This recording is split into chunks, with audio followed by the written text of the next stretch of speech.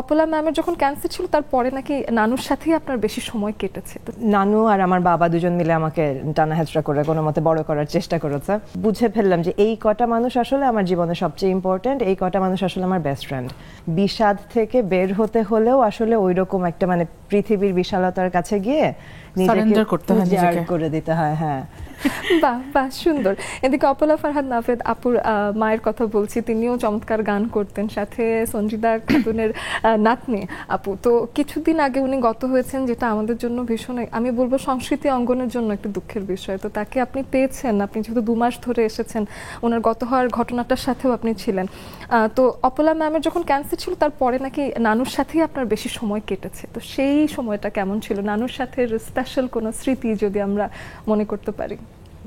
নানুর সাথে আসলে শুধু মা যখন মারা গেছে তারপরে না, আমার জন্মের পর থেকে মা তো ঢাকা ইউনিভার্সিটির টিচার ছিল, প্রচন্ড ব্যস্ত থাকতো। তারপর একসময় জাপানে চলে গেল পিএইচডি করার জন্য। পুরোটা সময় আসলে ওই ঢাকা ইউনিভার্সিটি কোয়ার্টারে নানুর সাথেই বড় হওয়া।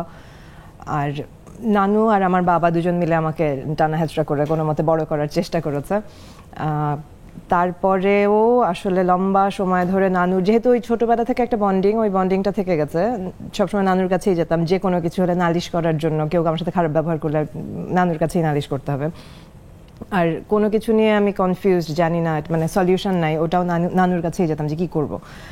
তো ওইভাবে বন্ধুত্ব হতে মানে বাড়তে বাড়তে বাড়তে এক সময় আসলো যে মা মারা গেল। মা মারা যাওয়ার পরে যেটা হলো যে মানে আমি ওই যে বুঝে ফেললাম যে এই কটা মানুষ আসলে আমার জীবনে সবচেয়ে ইম্পর্টেন্ট, এই কটা মানুষ আসলে আমার বেস্ট ফ্রেন্ড। তো তার মধ্যে নানু একজন ছিল। তো ওই নানুর চলে যাওয়াটা আসলে বিভৎস, মানে খুবই খুবই বাজে একটা সময় ছিল, এখনো আছে। মানে এখনো যে আমি রিকভার করেছি সেটা না, কিন্তু রিকভার যে করা যায় বা কিভাবে করা যায় বছরের পর বছর, ইনফ্যাক্ট দশক দশক ধরে নানু আমাকে বিভিন্ন সময় ছোট ছোট জিনিস দেখিয়ে দিয়ে গেছিল, শিখিয়ে দিয়ে গেছিল।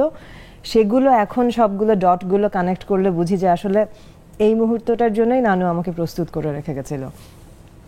সরি, আপনি স্মৃতি জানতে চেয়েছিলাম, একটা স্পেসিফিক স্মৃতি বলতে পারছি না।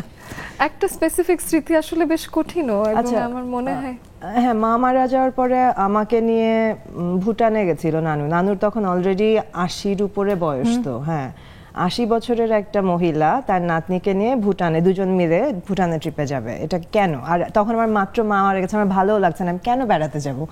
যেটা এখন আমি বুঝতে পারি যে ওইটা আমার স্টেটাসেও লিখেছিলাম যে ওটা আসলে আনন্দ ভ্রমণ ছিল না, ওটা ছিল বিষাদ ভ্রমণ। আসলে বিষাদ থেকে বের হতে হলেও আসলে ওইরকম একটা মানে পৃথিবীর বিশালতার কাছে গিয়ে নিজেকে করে দিতে হয়। হ্যাঁ, তো ওইটা তখন নানু করেছিল, তখন বুঝিনি, ওটা এখন বুঝতে পারছি, এখন এটা আমার করতে হবে।